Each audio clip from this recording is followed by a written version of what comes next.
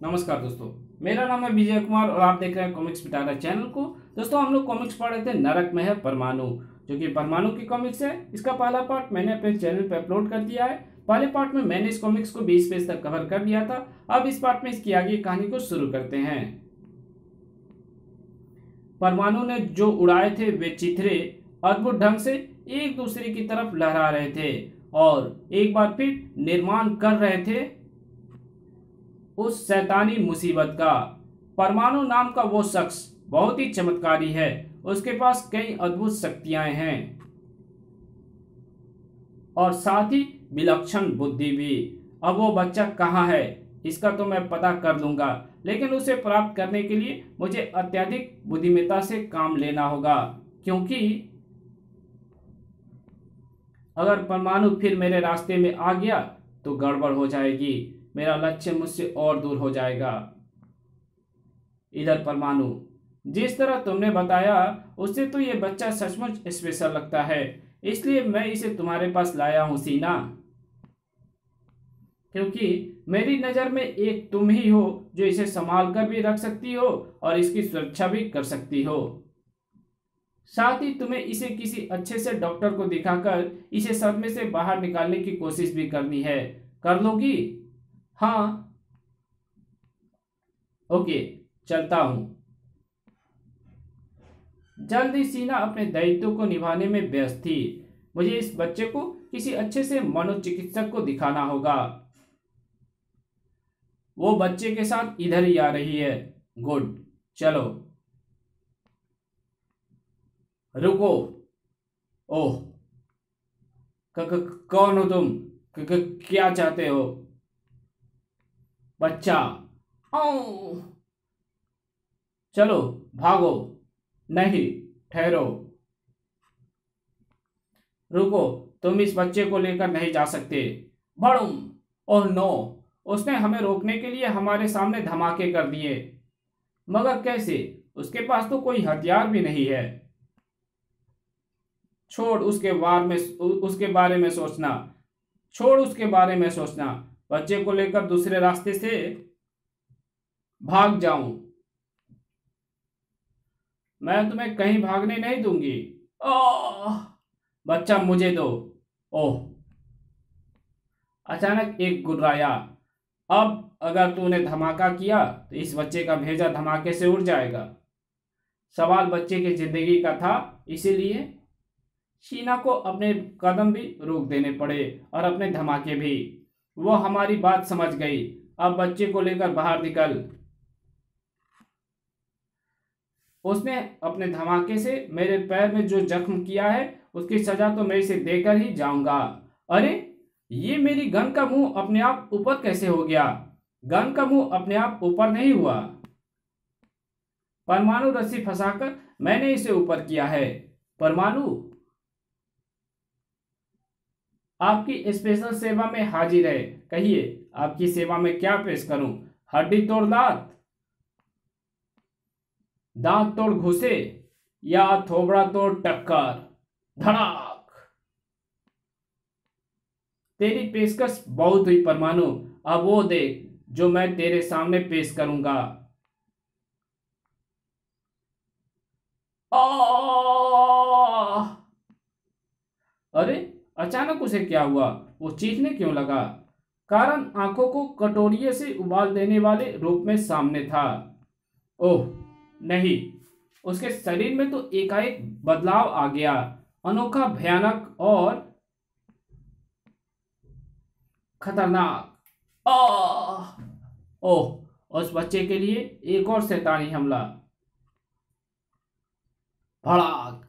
मुझे इस हमले को भी नाकामयाब करना होगा। ओह, परमाणु, तुम चिंता मत करना परमाणु, मैं तुम्हें छुड़ाने आ रही हूं। ओह नहीं सीना, वहीं रहो, आगे मत आओ। आ सीना पर वार हो ही गया। अब परमाणु कहां कैद में रह पाता। सीना पर वार करके तू नहीं बच पाएगा। धार, नहीं बच पाएगा। क्रोध से कांपते परमाणु ने उस पर अंधाधुंध वार किए। लेकिन उस पर एक भी वार का असर नहीं हुआ। आ लेकिन उसके खतरनाक वारों का मुझ पर बहुत असर होगा अगर मैं उसके वारों की चपेट में आ गया तो। ओह, वो बच्चे की तरफ बढ़ रहा है। आ लेकिन उस तक पहुंचना नहीं चाहिए। भड़ाक। परमाणु रस्सी पर परमाणु की मजबूत पकड़ ने उसे गिराया जरूर, लेकिन दूसरी क्षण वही पकड़ परमाणु की चीख का कारण बन गई।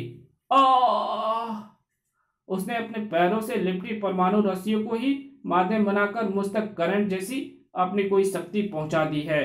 मुझे परमाणु रस्सी को छोड़ना होगा, नहीं तो उसकी शक्ति मेरी जान ही ले लेगी। ओह, परमाणु रस्सी तो मेरे हाथ से छूट ही नहीं रही, वो बुरी तरह मुझसे चिपक गई है। इसे तो अब ट्रांसमिट होकर ही छुड़ाया जा सकता है।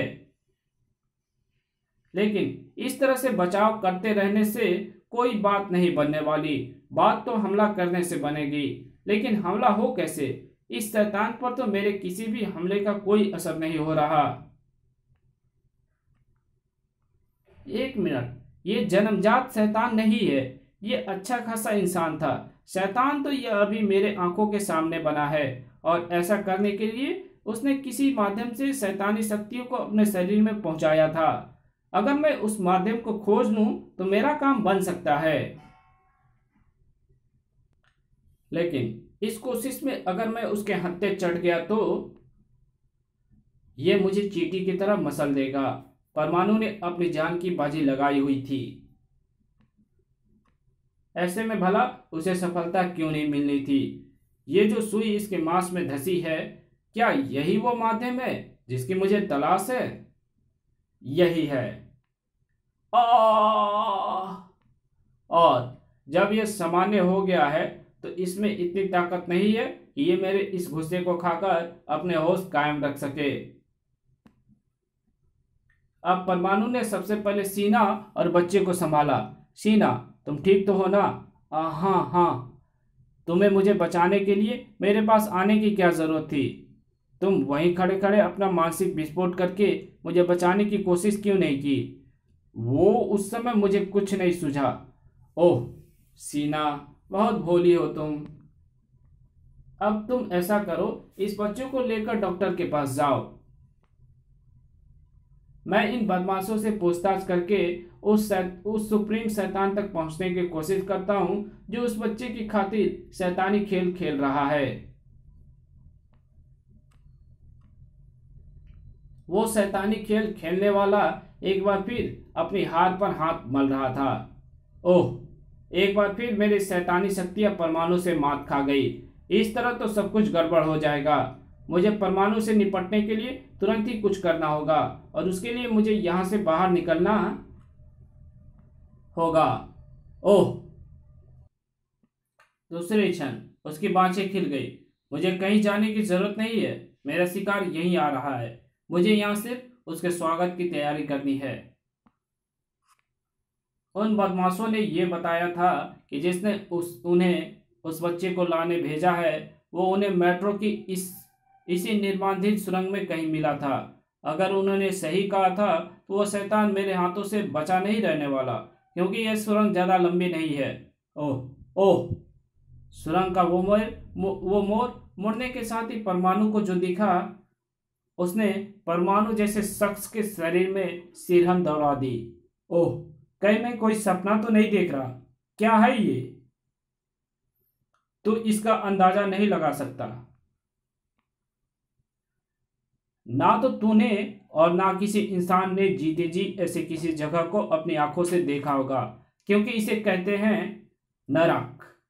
नरक? हाँ, ये उसी नरक का एक छोटा सा हिस्सा है जिसे इंसान मरने के बाद देख पाता है।